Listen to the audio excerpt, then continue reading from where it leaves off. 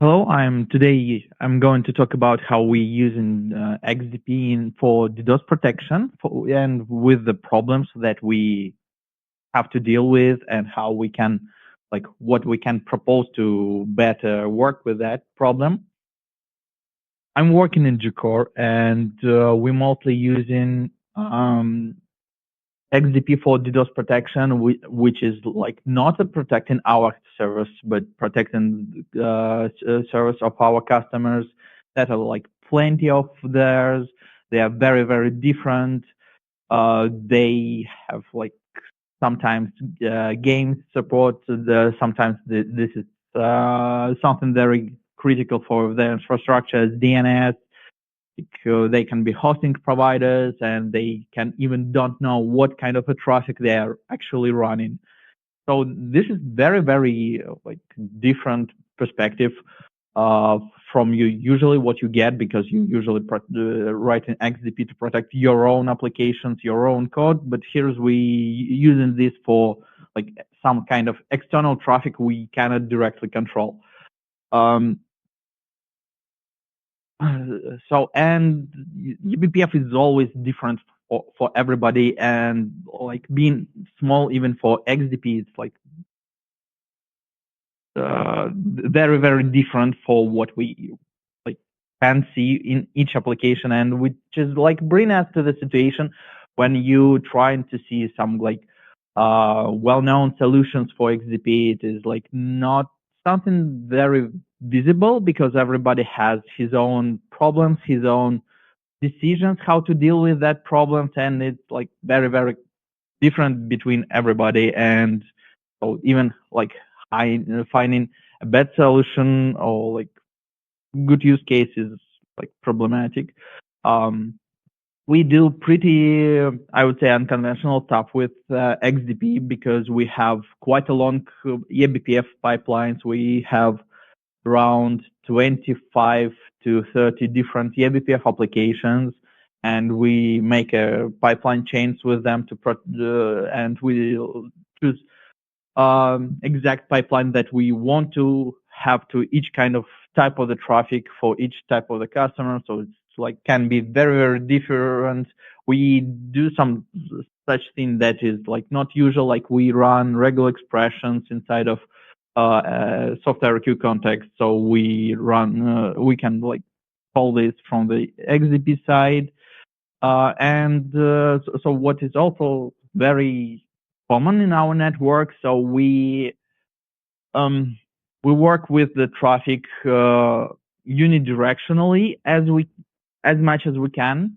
So we not seeing the traffic that is originated from the protected server to its end customers, but we only see the traffic from the client endpoints to the protected server. So it means we sometimes don't know when the server decided to stop communication with that customer, with that client endpoint, when it decided to continue connection, when it decided to drop. So it's a lot of the things that became not very known for us.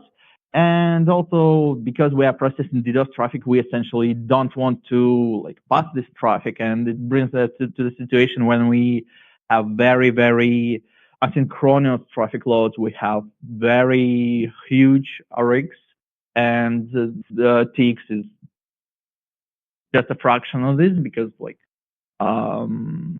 pulling traffic is a fraction of DDoS traffic. So I pretty often see that algorithms that we have are actually implemented to the point that they should work. There are some corner cases where we can misbehave or where we can see some weird situation, but it is okay because it's corner case and not very often to happen. Well, it's actually not the same for us because 1 minute we can see very small amount of traffic, and then we have more than 100 of millions new packets coming in, and the next minute it will go away just because that is how DDoS happens, and it happens multiple times of the day, can be multiple times or during 1 hour, depending on the situation or like event on the customer side. So sometimes they are like more more likely to see an attack. Sometimes we see really like piece of art because I don't know how to explain this, but this is how it's traffic generated to our customers. So it was like going up and down every 10 seconds.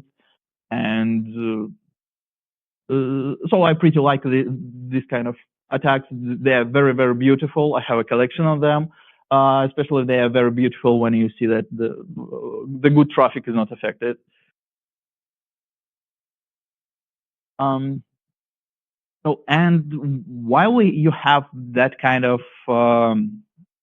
traffic spikes, it's usually a problem because you have to deal with that kind of traffic because we have to optimize our programs not only to behave well in the good situations, but also like break efficiently and break expectedly, because when something happens, we would like to receive a good alert on that. So something is happening, we need to pay attention, or better to automatically react to that.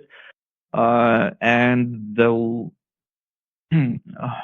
better you control what you do in that spikes, the better. So, for example, if we have some kind of a large maps or a lot of the maps, we can see like a lot of the things are happening to process that kind of a traffic. So we spend a lot of good time like working with our eBPF program. The driver is doing some good work, but we can also say that like there is some condition in which, for example, LRU cache is misbehaving and trying to create more and more entries, to push more and more entries. So it's becoming like crazy, and it's not only LRU what is behaving that the way, but like all the maps that you have to dynamically add some entries in the runtime during processing the traffic. So, and at some point we have realized that we end up with dropping every BPF map data element operation into a rate limiter. So it's like just every write from the XZP program to real XZP map is saturated, but by rate limit. And so it's like not something that you can really avoid because you are inserting too much entries in the SAL, for example, in LRU cache. At some time, the LRU cache will be completely full, and you're trying to push more entries, which just means that you need to collect some garbage from it to reduce them. And once again, you have to in that LRU cache, adding in more and more entries, but there is no space basically. And that's not something that you really want to do. So we actually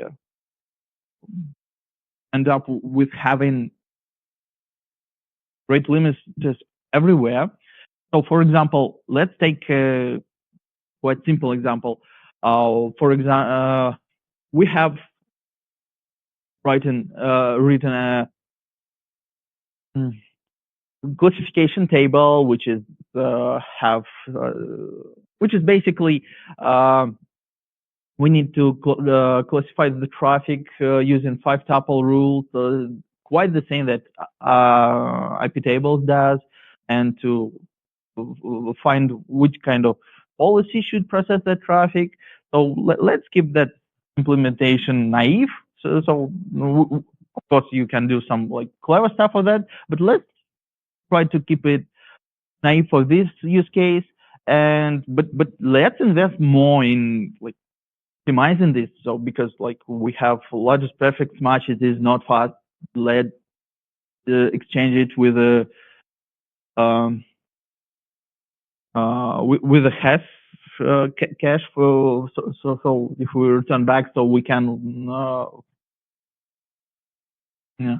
so we do a 5-tuple lookup based on the large prefix match tables. Then if we have some element, so we can cache the result, and the next flow we will use that cache. So let's try to optimize this cache as much as we can. So we will use map of the maps for the cache.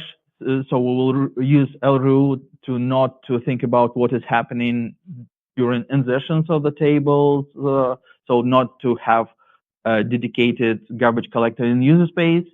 And we will assign a separate cache for each CPU core, and we actually will allocate them NUMA-wise.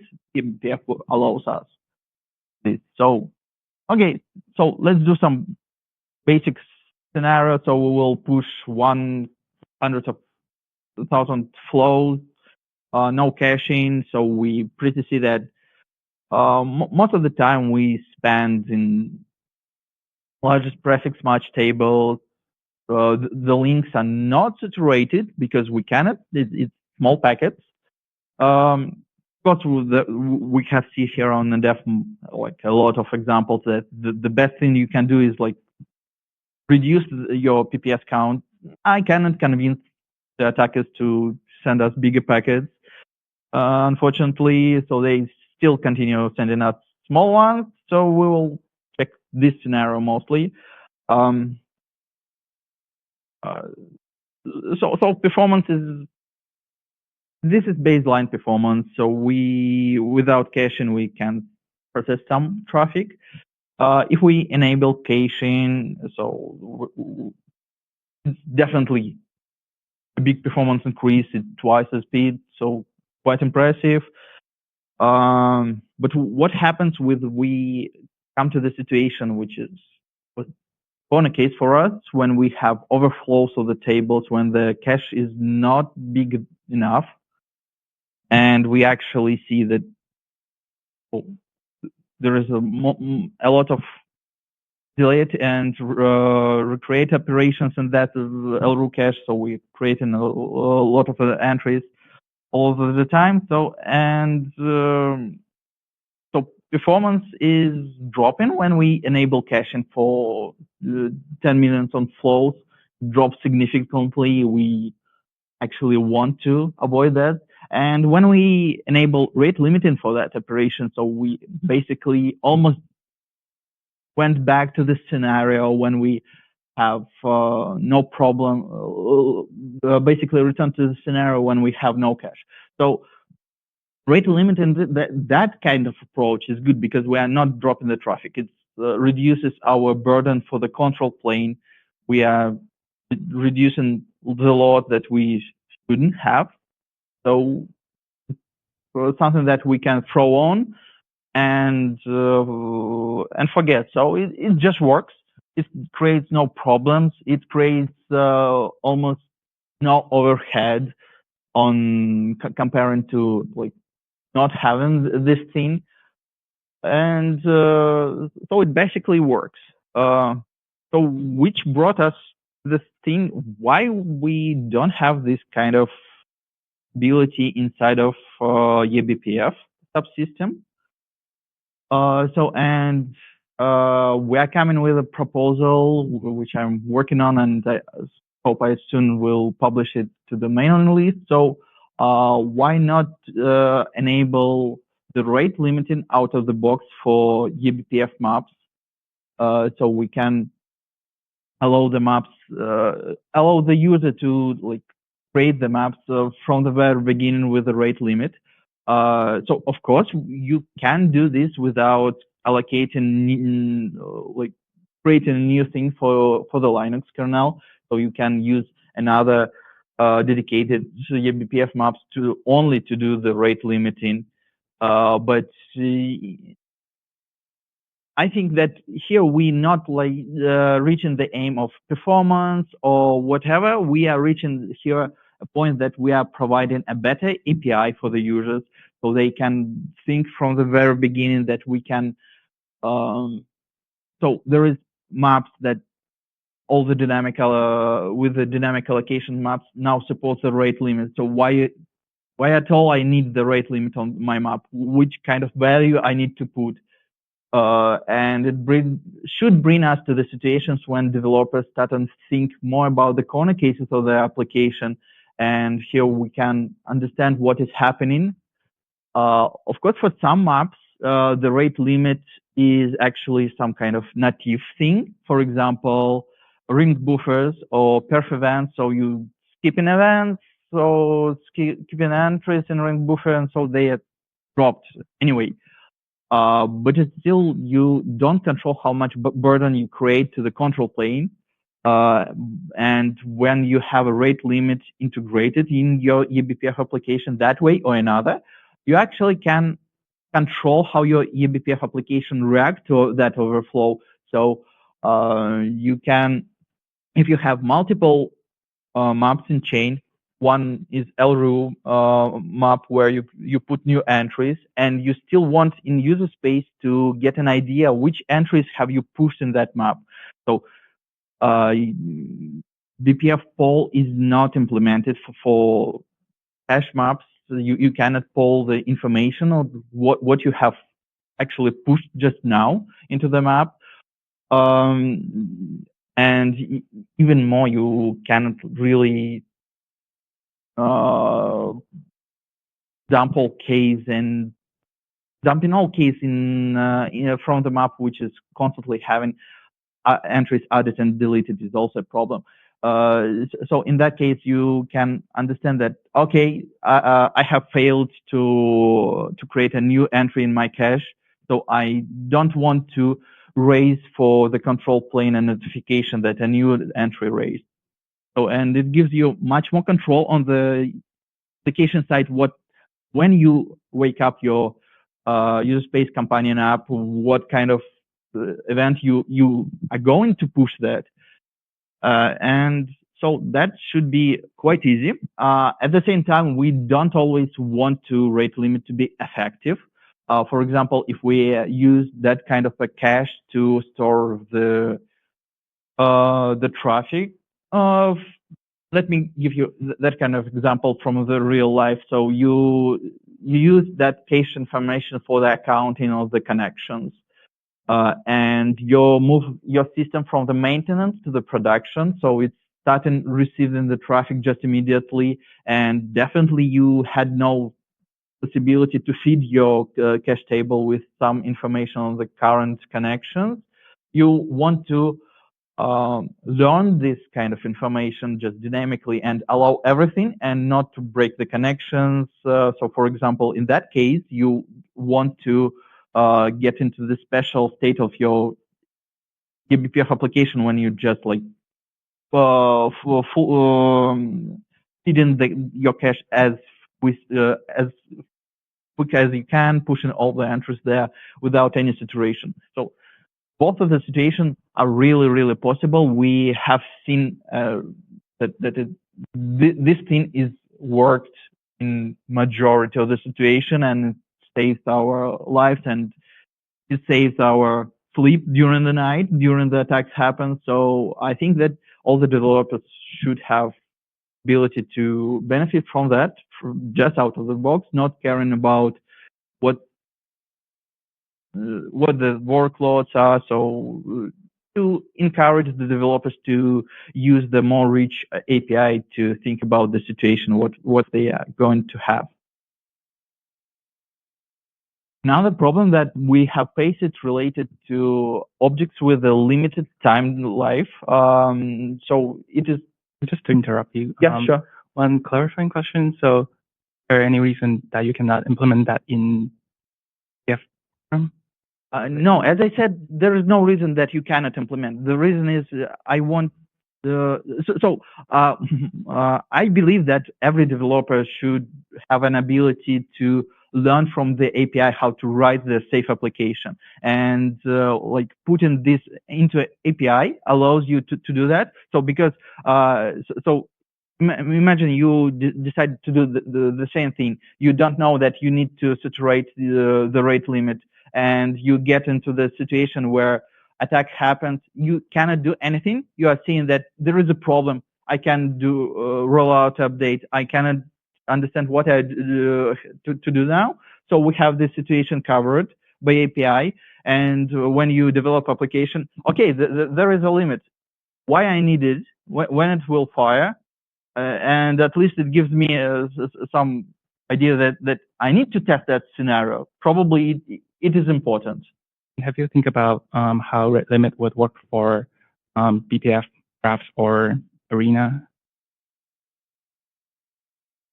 I think it's generally should be implemented for every map that have insertions in the runtime. You don't want to have this for the arrays, definitely. So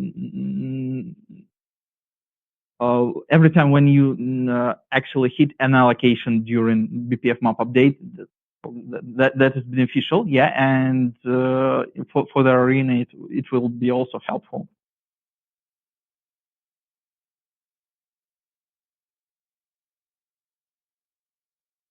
So the objects with a limited time life, very, very common. So we may have cached responses that we can use to serve from our system instead of reaching the protected server or the origin server.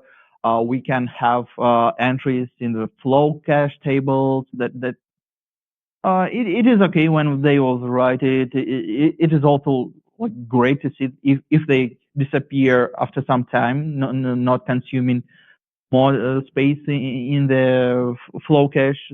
So something like that. Scenarios can be different for updating the lifetime of that object.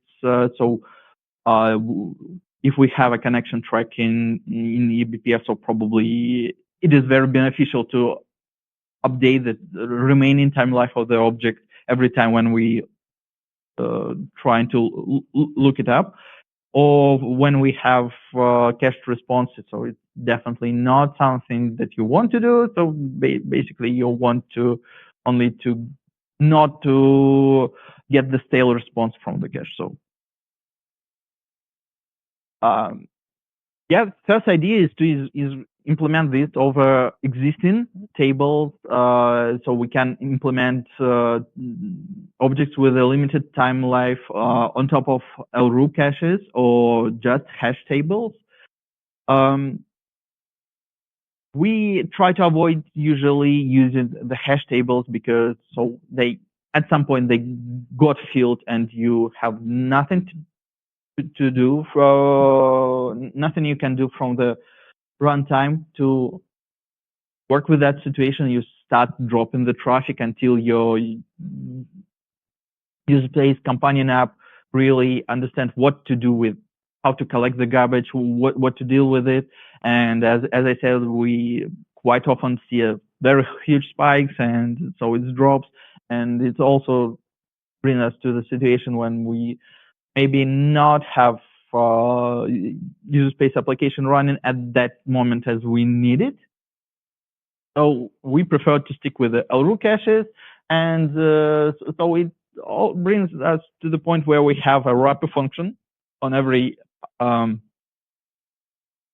lookup element function. So we need trying to bump the remaining time life, and then we have two options: is either to delete element or do nothing. So depending on if it is spied or still can be used.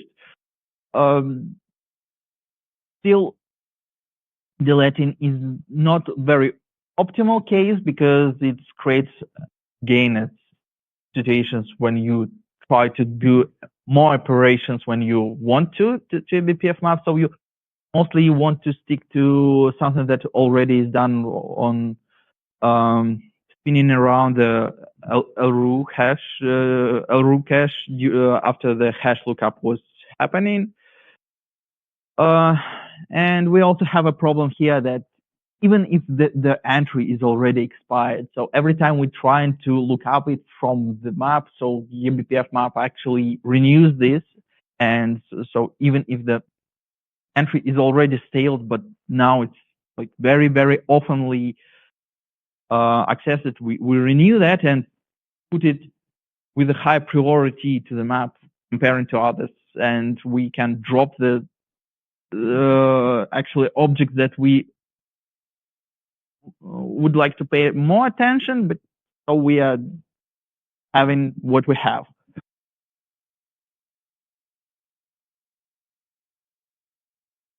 And it also like means that with LRU cache, when you have a lot of insertions in that cache, so it's almost all of the time is filled.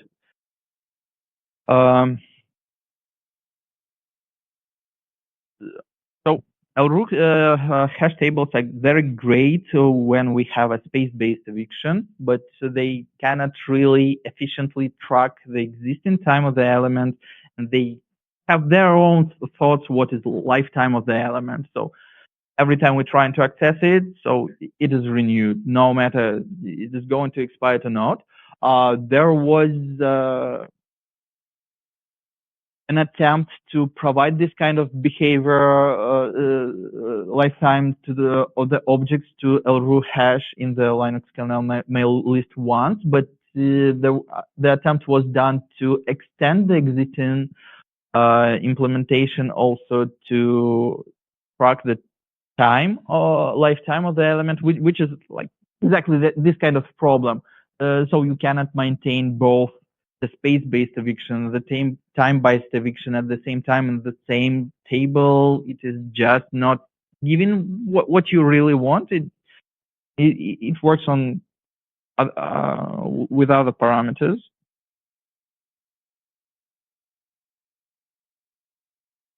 So there is also maybe sometimes misinterpreted context that if we don't use the common context for common LRU for the map, so insertions are faster. Yeah, they are faster, but if you don't use the map for all your CPU cores, so you actually have a fraction of that capacity in the map because each CPU has pre-allocated set of entries that it can use for insertions and removals. And so if, for example, if your eBPF table is created but you use it only on the half of the cores, so it means that the half of the table will be not used at all. Okay, and so we came with a concept we are testing right now. So we implemented time-based eviction for the hash table. So what it does is every time when you try to look up an element from the table, we try to check the elision chain and drop all the elements that are already expired from that and not using this. So the basic concept, it allows to quite often to drop the stale entries, and it has much more probability of comparing to LRU hash to be empty, like not completely full, which is given much better experience on adding new entries at runtime. And the evictions from there can be like a shadow evictions when we're trying to access new elements, or we can do them explicitly from the user space when we trying to iterate all the elements and to see, and in that case, it will be automatic garbage collection actually, so we can run it periodically and just drop all the stale elements, which is mostly what you're trying to do. So to achieve that, we added a new header field for the value of the entry. So we want to track lifetime and hit rate of each entry. It allows give like better eviction from the user space. Basically, it allows you to have different kind of evictions. For example, we can have a flawless attack on the server, so we may see a lot of the clients who who have a very good hit rate, so they send a lot of the packets, but the packets are small, and from another kind of statistics we can collect the clients who like send in like just a little data, and we can compare with them how many of the hit rate we have here, and we can drop the clients who is like creating a lot of the burden but not bringing the traffic. Or we can drop so if the table is almost full, we can drop the clients from the table, entries from the table that which lifetime is almost done, or they just have been created. So it gives really a lot of flexibility how to do a quite smart eviction, depending on the like strategy of keeping old connections or new connections, preferring high-speed connections or only small ones, because sometimes keeping up high-speed connections is always not what you want, especially in the DDoS attack, when somebody is like feeding you a spaghetti of the data, while the rest of the customers are sending very small packets to update its player state in the game. So probably you don't want that rich connection.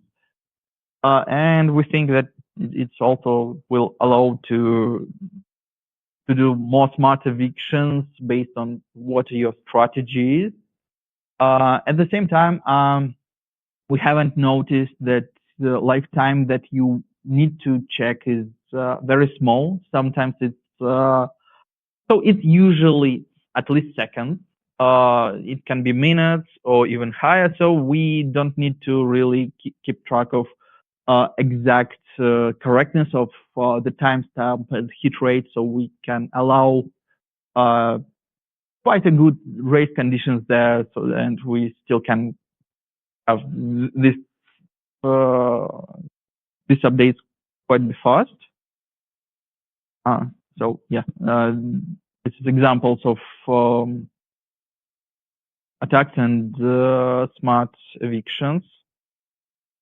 And finally, the problem that we also face with the eBPF is you always want to, for some maps, to update them in properties on that map in the runtime. So if we return back to our proposals, so one is to add the lifetime of the entry. The second one is to add a rate limit for the table. We actually want to update that in the runtime after the map was created and it is processed, because from what we see, when you update your eBPF program, some maps you can create from scratch, some maps you're still reusing, because the data inside of the maps is valuable. It tracks the connections. You don't want to drop the connections, but you want to update the state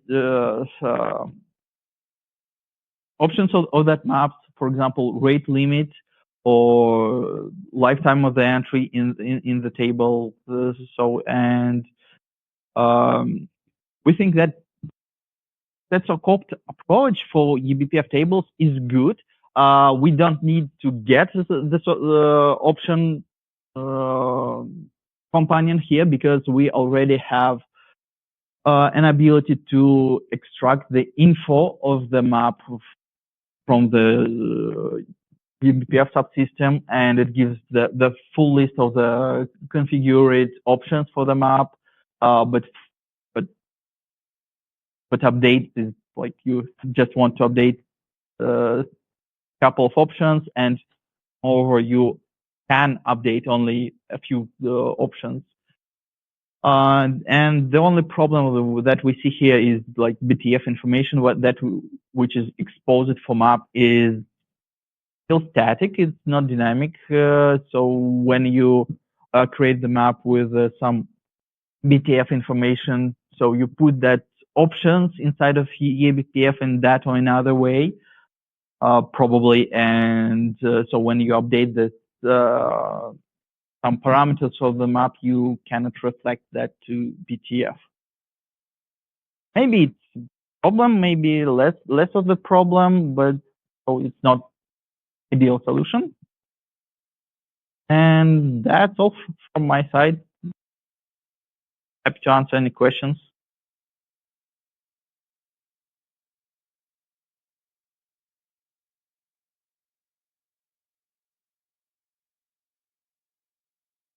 Okay, so no questions. Thank you.